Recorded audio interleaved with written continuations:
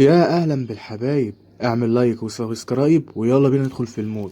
دي ليام بتتكلم مع جوزها عادي جدا ومفيش اي حاجه، انهم منتقلين لمدينه جديده وعايزه تتعرف على ناس جديده، وانها سابت ماضيها وسابت كل اللي وراها لانها حبته جايه وراه، وبتقوم تعزف حبه كده على الموسيقى وبتقول له ايه رايك في العزف، وهو بيكون باصص لها وفرحان بيها جدا. طبعا البت حلوه بصراحه.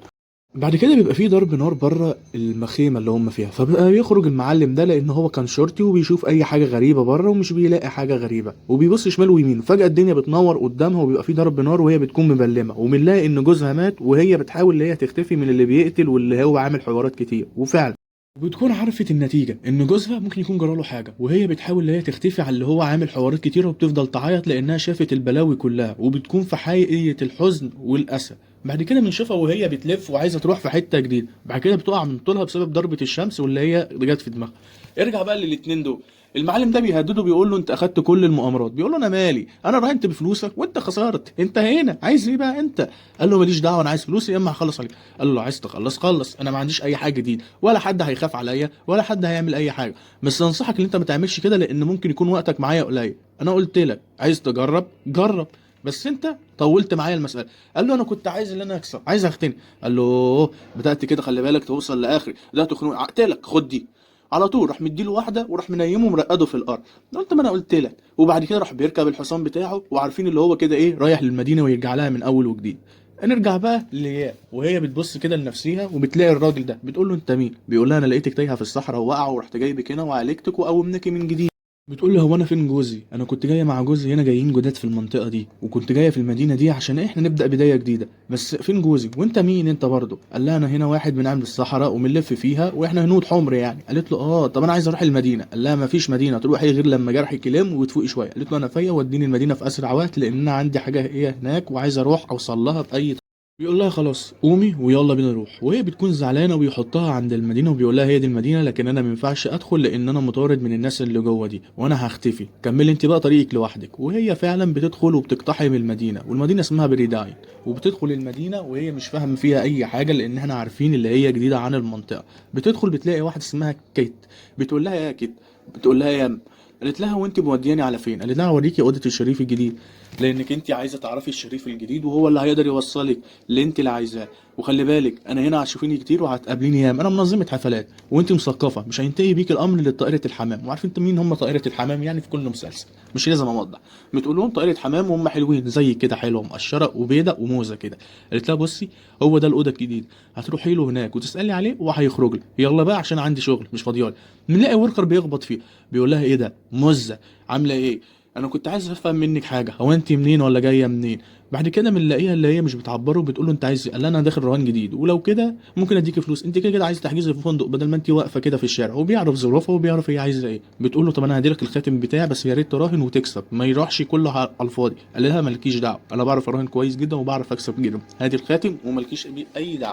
لكن هي بتكون مش واثقه فيه وبتسيبه وبتمشي ولا بتديله اي حاجه، وبتقول له مفيش اي حاجه هديها لك. لكن هو بعد كده بيخلع وبنعرف ان هو سرق الخاتم. بعد كده هي بتدخل على اوضه الشريف اللي هو البوليس وبتفتكر ان ده الشريف الجديد، وبتساله على حبه اسئله وعلى جوزها وعلى اللي حصل لها في ناحيه الصحراء. لكن هو بيحاول يتكلم معاه ولسه هينطق، بيدخل عليهم الشريف الجديد وبيقول لهم اهلا بيك انا شريف الجديد. بتبقى مبصاله لان هي فاكراه ان هو اللي قتله لان هو جوزها كان شريف وجاي في المدينه دي جديد، فطبعا لما هو يقتله يبقى هو اكيد عايز ياخد مكانه. وبتفضل بصاله وهو بيحاول يتعرف على نفسه لكن هي مش فاكره اي حاجه، وبتحاول ازاي تخلص منه لان هي فاكره ان هو اللي خلص على جوزها. وبعد كده بيقول لها انا شريف الجديد واسمي جون، عايزه ايه بقى انت؟ قالت له انا ولا عايزه حاجه، انا كنت لا عايز اعرفه عرفته، انا كنت جوزي هنا تايهين وعايزين نقعد في فندق او نقعد في اي حاجه جديده، فيا ريت يعني تقول لنا على اسم فندق على اي حاجه. وبس يعني مفيش اي حاجه جديده. قال لها طيب هنا المنطقه ليها قواعد ولازم تلتزم بالقواعد عشان ما يحصلكيش حاجه، وانت مش متجوزه ازاي ما في خاتم؟ قالت له ما انا الخاتم الحرامي سرقه مني بس انا هعرف اجيبه. قال لها طيب روحي كملي طريق. وبعد كده بتاخد بعضيها وبتكمل طريقها وبتكون زعلانه، زعلانه من حاجتين دلوقتي، من الخاتم ومن الراجل اللي سرق الخاتم. بنلاقي طبعا وركر وهو قاعد وبيتكلم مع الراجل اللي بيراهن معاه، وفضلوا هما الاتنين يراهنوا لحد ما كانوا هيتعاركوا. قال له خلاص انا هراهن على كل المبلغ اللي معايا قدام المبلغ اللي معاه، وفعلا الراجل اللي هناك بيكسبه ووركر بيطلع فاضي. قال له انا هاخد الخاتم لانه مش بتاعي، فكانوا هيتعاركوا مع بعض. بس هو بيخرج بيقابل مين؟ ليام، راح بتديله بالقلم بتقول له هات الخاتم بتاعي. قال لها الخاتم بتاعك ما خسرتوش وما فقدتوش، وتعالي هاخدك في الفندق انت تقعدي بدل ما انت مش لاقي اي حته، ولو سبتك كده كتير هتروحي في اي حته. وفعلا بياخدها معاه في فندق وبتعرف دي اسمها سام. وطبعا سام طبعا الليله بتاعتها والفندق بتاعها والدنيا بتاعتها، والراجل طبعا مقنتم معاها وبيرحب بيها وبيكون فرحان ان هو جه الفندق وبيكون مش مصدق، وهوب بياخدها وبيقول لها خدي راحتك في البيت، البيت بيتك، لكن اوعي تقابلي كيت، لان لو قابلت كيت مش هتتبسطي بيها خالص. وهي بتكون زعلانه وبتلاقي بيانو وبتحاول تعزف موسيقى، بتقابل كيت قالت لها انت كمان بتعرفي تعزمي، بس خلي بالك في حاجه في شعرك هنا، تعالي بس نشيلها عشان نعرف نتكلم انا وانت مع بعض في انفراد.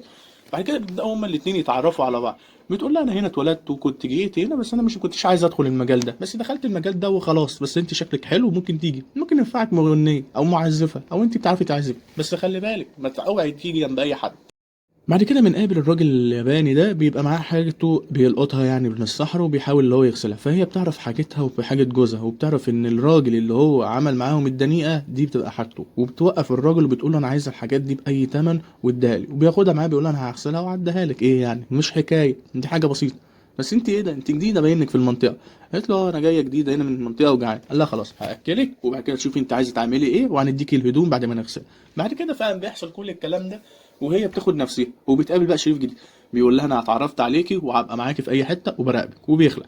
وهي بتكون مش عارفه هي هتعمل ايه، هل الشريف ده ولا التاني اللي خلصوا على جوزها، لكن بتلاقيها قدامها بنك وبتدخل جواه علشان ايه تبيع الخاتم او تعمل ايه فكره اللي هي تكون مرات الشريف يعني. بتقابل الراجل بتاع البنك وبتقول له انا اسمي ليام وعايز افتح الحساب واسمي ليدي جاجا، بتغير اسمها لان التاني اسمه طبعا جاجا، فبتقول له انا عايزه افتح الحساب. لكن طبعا الراجل لسه هيفتح ولسه هيتكلم، بيدخل معاهم وولكر وهي بتكون عارفاه لان مش بتعمل اي ظهور. قال لها اعملي اللي انت متفاجئه بدل ما نتكشف انا وانت ونطلع على اللوب. قالت له انا مش هعمل اي حاجه ومش هشترك معاك في التمثيليه دي.